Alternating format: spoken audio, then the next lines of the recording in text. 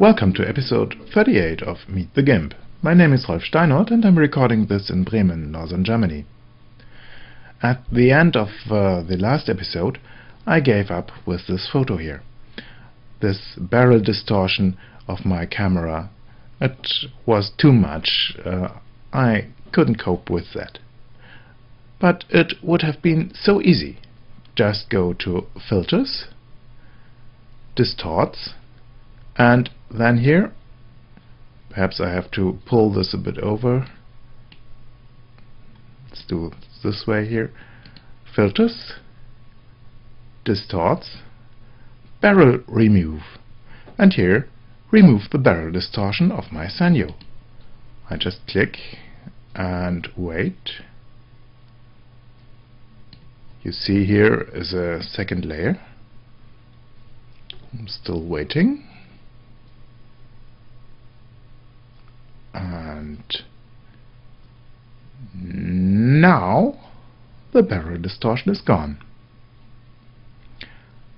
Well, I cheated a bit. You will not find this filter in your menu because I wrote it, and I will show you how to do that in this show. But first, for barrel correction or lens correction in general. You find in the menu Filters, Distorts, an entry named Lens Distortion. And it has this dialog here. You can pull up the dialog a bit to get the preview area larger, and you can zoom into the preview with these zoom buttons. And let's look at the left edge here. Let's look at the whole image. It's better. Here are 6 sliders. The first one here is the control of the distortion. Now you see you have a heavy cushion distortion and less. On the other side you get a barrel distortion and a very heavy barrel distortion like a vintage TV. And on the other side, let's set this here to 0. Okay, here is another slider, and this here works more on the outside. The inside here is left intact, and if you have an effect only on the outside of the image, just use this slider here. You see here, this is nearly orthogonal, and if I use this slider, you see here the curves are banded through the whole image. Then there's a zoom slider. There you can zoom into the image or get it smaller, because correcting this changes the size of the image a bit. You see here I have about corrected this here, and some stuff of the image is now outside of the frame. You see it here. And you can use that if you want to keep all the stuff in the image. This slider Brighten is for correcting vignetting of lenses. It can be very handy if you have a lens that has this effect here that gets darker in the edges. And with the last one, let me do this a little bit more extreme here. With the last two here, you change the center of the effect and can move it around in the field here. But for me now, it's only interesting to get the main slider right. I tried it a bit and I found that in the area around -12 the effect is quite right for me. So let's try this. I click on OK, and you see here the same as in the first run with my script. And now you see here this is quite straight. So this quick and dirty approach worked quite well, at least good enough for such an image which shall go only into the web. I found out about this filter from a comment in the blog meetthegimp.org, and there I got from Ruti this message here: the lens distortion can be corrected using the lens distortion under filters distort plugin. And so it works. And there's another way involving Hugin, the panorama tool I showed you already, and it's a little bit more complicated. I would think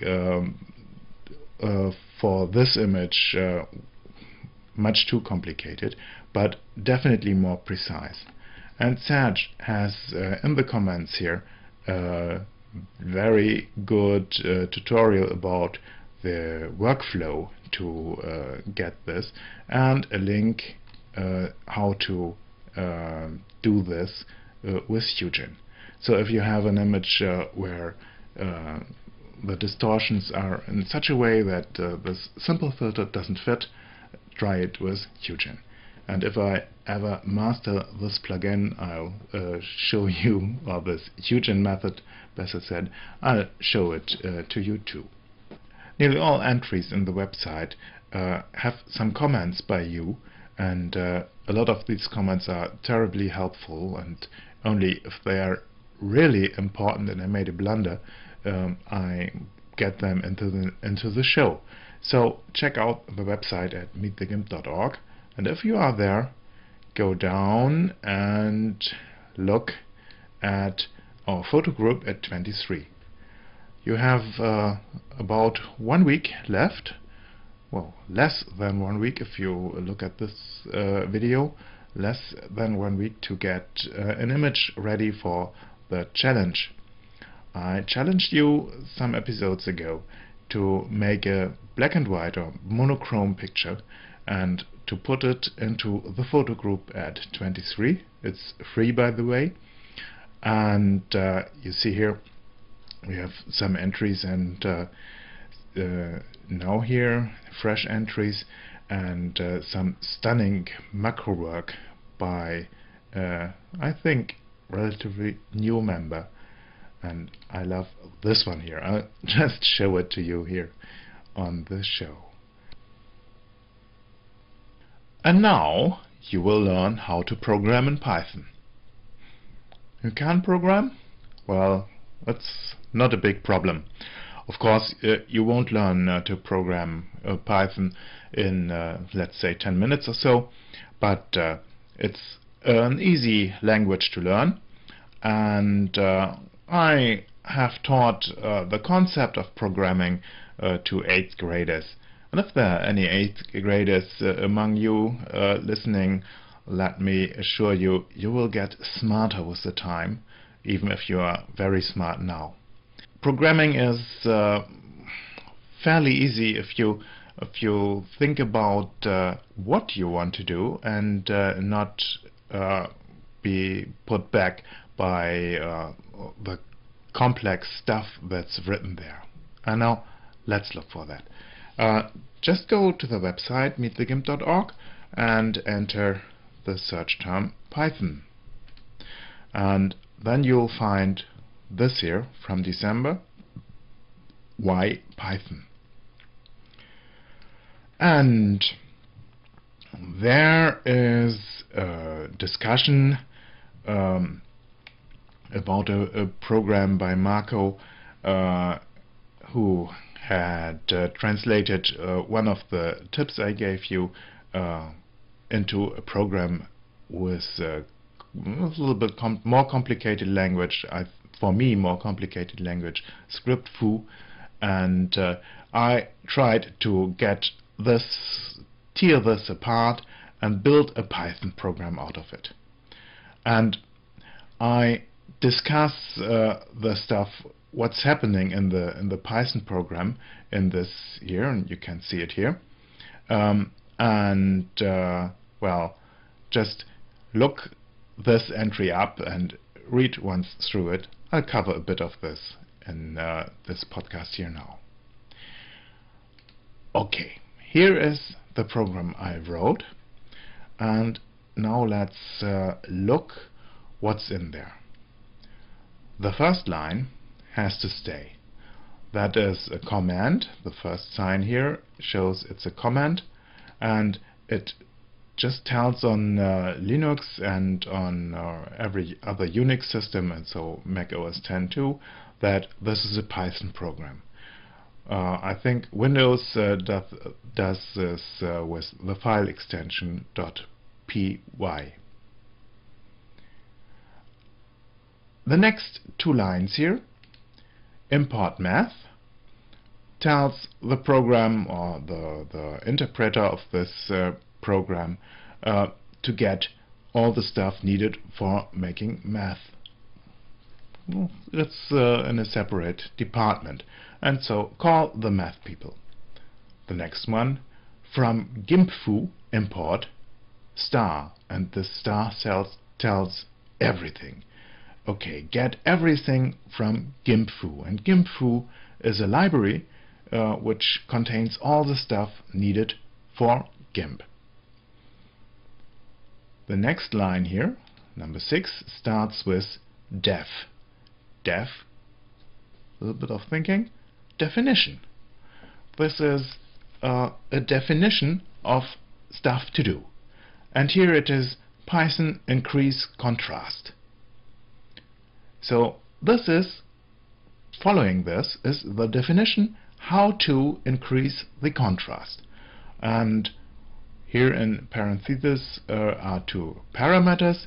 This definition, or this procedure or function, as you may call it, this gets two things to work with. One is the image, img, and the other one is the drawable, the stuff that you can paint on. I think basically it's the layer, the active layer. And now the stuff starts. First, image, disable undo. And this here, these two parentheses tell this is another function which is called, and it has no parameters. You can easily tell this is a function because there are these parentheses in behind. img image dot. Image is an object. An object is a thing in the computer which you can tell what to do. And one of the things, it has to know about the stuff, of course, one of the things it knows about is how to disable the undo mechanism. And now the following stuff isn't stored in the undo stack, and so if you press Ctrl Z after you have called this function here, everything that is done here is undone in one step, and not in all the other, in all fine steps, every line here. This is undoable only in a package, in one step. And now let's look below here. Image, enable, undo. So here this is switched back on. And the last line is gimp.displays flash. Everything that has happened here is written onto the screen. And this here, what's happening here, might not be written, and perhaps it is written. The state is unknown. But after this line here, everything that has been changed is put on screen. And so this stuff here is the stuff that happens. And we don't cover that, I just delete this. And now I have a fairly generic GIMP plugin. Just start with the imports, then have the definition here, and I just change this with name, leave this here, and here comes the stuff that is happening. Here we have to write the stuff that we want to have. There's a second block here. By the way, in Python it is important to keep these indentations clear.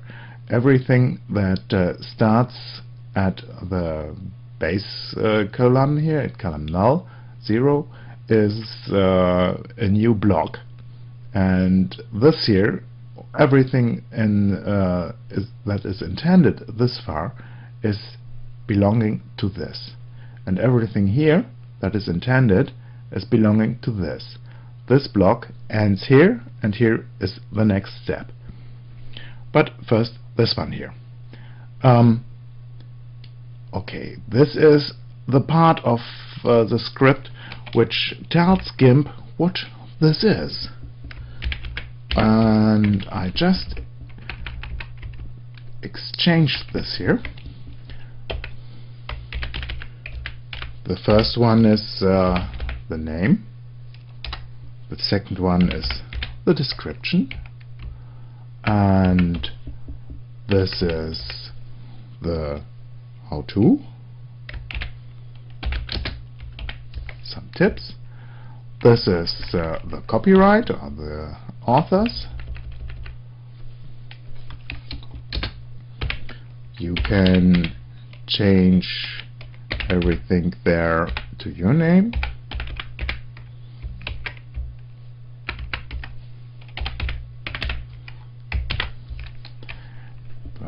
And this is the license. This is the year when the stuff is written. And this here is the place where the menu entry is set. I'll leave this here. In this case, we have to change this. Perhaps I tell this, change this, then you know about it. And these are the images that this filter or this script is capable to work on: RGB images and gray images. And these two, I don't think they are such interesting.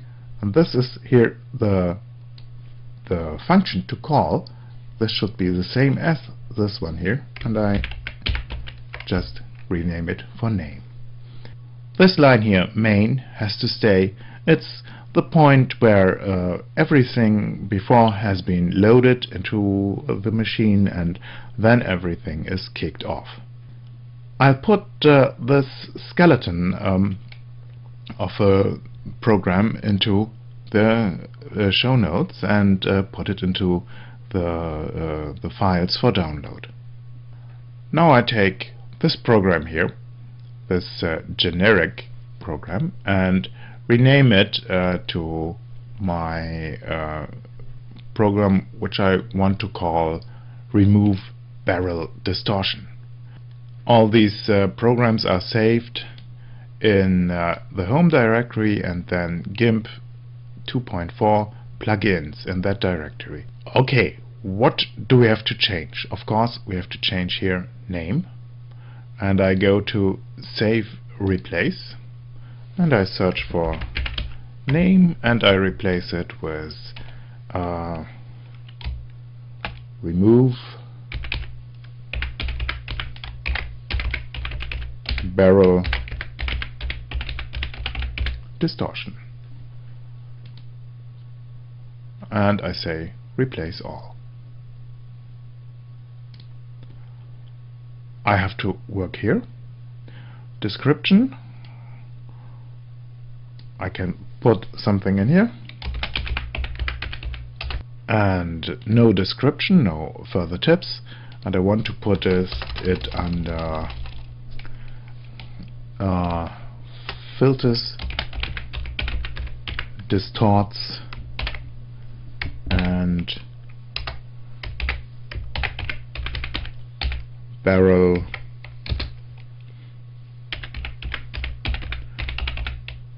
distortion removal CA65. This underscore before the A gives us a shortcut later in the menu. So this is done except for doing anything. I'll save this, and now just let's try if this program turns up in GIMP. Before I can try if this works out, I have to do one thing on a Linux and on, I think, also on a Mac. I have to give this file the right to be executed. So I've opened this in my file browser, right click on it, properties. You can do it in at least 15 different ways. I click on permission and say allow executing the file as a program. Now I close this, and here I have a terminal window. It's better to start the GIMP from a terminal window and not from the menus, because every error output is printed here, displayed here. The terminal window is on Windows machines, I think it's called DOS window or command window. So just typing in GIMP and let's have a look. You see here it has looked for new extensions, and now I'm opening a file. So here's my image again. I look under filters, distorts, and I move this over to here. Just to give you a better view, I move this over and go to filters, distorts, barrel distortion removal for the CA65. I click on it and nothing happens. Well, of course nothing happens, because we haven't put anything in the program. But how can we put the stuff we want to do? What we want to do is distorts, and then go to, I have to pull this over again, we want to go to filters, distorts, and here lens distortion, and call this one. Well, for that there is a way to do that. It's in extensions and the procedure browser. It's in the main window of GIMP, extensions, procedure browser. Just click on that, you get this information window, and here you have all the stuff in it which you can call from a script. You see it's a lot, and I just type in here lens, and here it is, plugin lens distortion. So it is called plugin lens distortion, and well, we'll start with that. I change to my window here, my editor, and type in plugin lens distortion, and you see I have exchanged these dashes with underscores.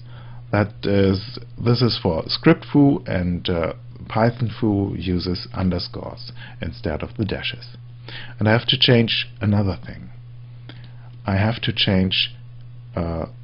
put something in front of this, because plugin lens distortion is not known to Python, but an object is known to Python which can call this plugin, and this object is called the PDB. So pdb.plugin lens distortion should call the right thing. And now we need some parameters.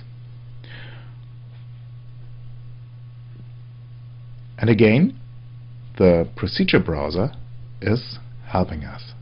Let's look. We have here parameters. Run mode, you can forget about this. This is set from GIMP internally.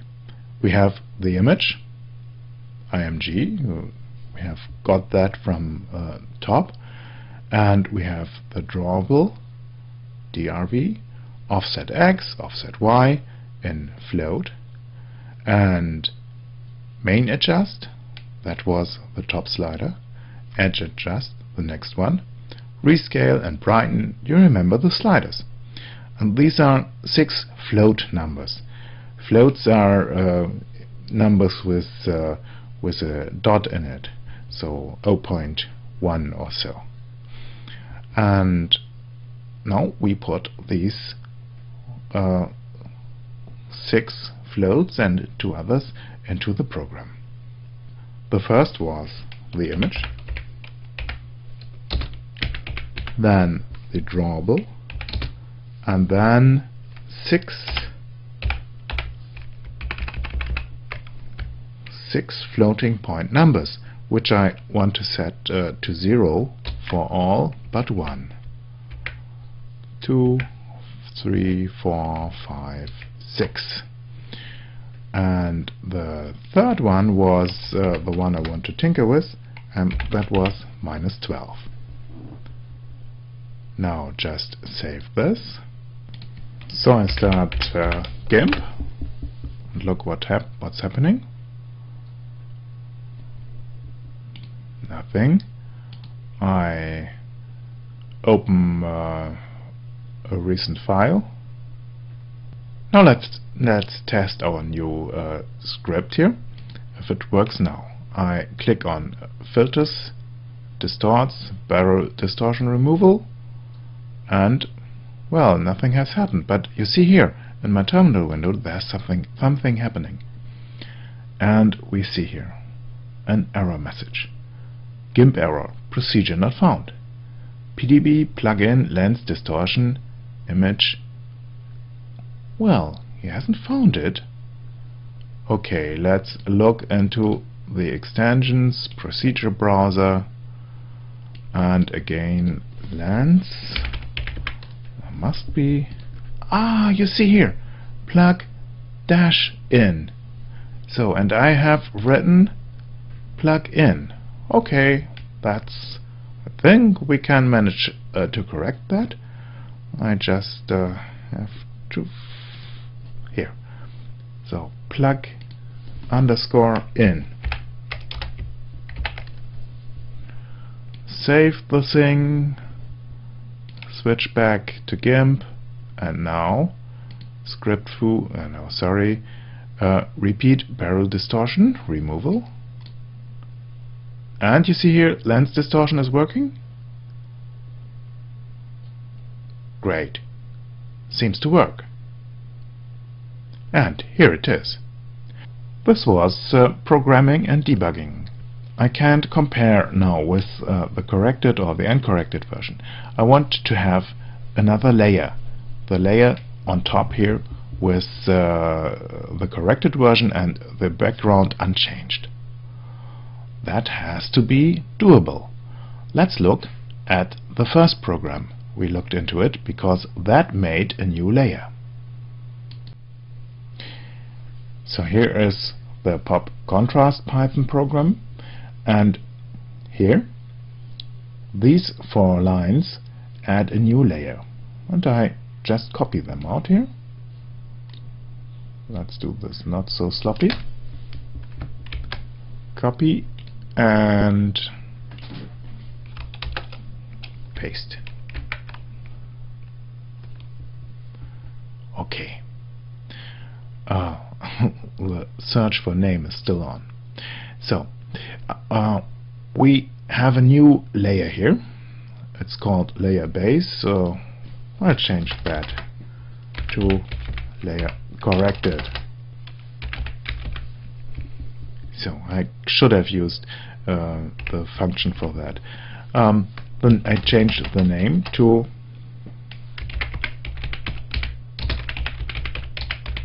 barrel corrected. And now let's look. Layer correction is a copy of drawable. And no idea what the true says at the moment. I'll leave that in there. You can look it up in the documentation. I'll put a link to that up in the show notes. And the mode, normal mode, you could say overlay mode or so, and the name of this thing here, and image add layer, the name of image should add a layer to itself, and the layer is this one here, and the -1 is just put it on top of the layer that's just open. And now I have one thing to change. I change the drawable. I don't want to draw on this one, but on this one. So I change here drawable to layer corrected. This should work now. I just save it, switch back to my program, and now let's look. Repeat barrel distortion, and you see here there's another layer. It has the right name. The filter is working.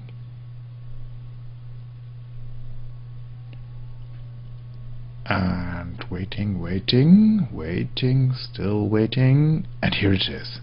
I can switch it off, look at the old version, and this one. Perhaps I should look into the enlargement factor there a bit. There's room for optimization.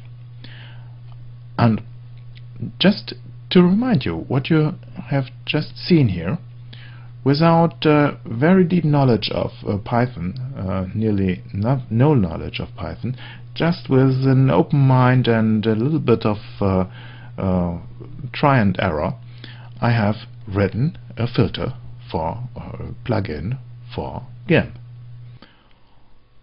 And I think if you just tinker a bit, look at the error messages and try to make sense of that. And if you can't make sense of that, try to look up the error message in the web. You can write your own stuff for GIMP for getting routine tasks automated. This was my first try for teaching programming in a well, non-interactive way in a video podcast. And yes, please tell me if you liked it. Have I talked over your head? Was it easy enough, too easy, boring? Well, just give me a reaction to this. Write me an email at info@meetthegimp.org, or even better, write a comment at meetthegimp.org in the entry to this show, where I think to this one there will be a really good discussion. And when you're on the website, just think about putting your images online in our photo group at 23, image hoster in Denmark, which I use instead of Flickr. And there are a lot of fantastic images.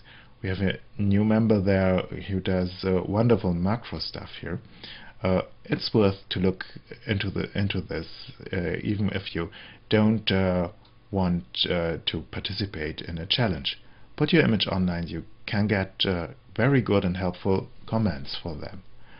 Perhaps this is an entry from Ansel Adams. Looks a bit like this. I haven't seen that up to now. And there's also a discussion. You see here, 22 minutes ago, it's a discussion just running about copying color slides, and it's worth to look at. Membership of 23 is free.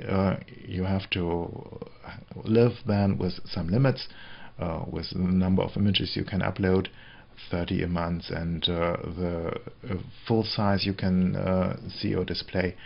But It's otherwise its yearly membership fee is €20, and you can win a 1-year membership there with this challenge here. And this was it for this week. I hope to see you around next week, next Tuesday, and well, I don't just know what I'll cover then, but I will find something up to then. Goodbye. photocastnetwork.com, your photography resource in the podosphere. photocastnetwork.com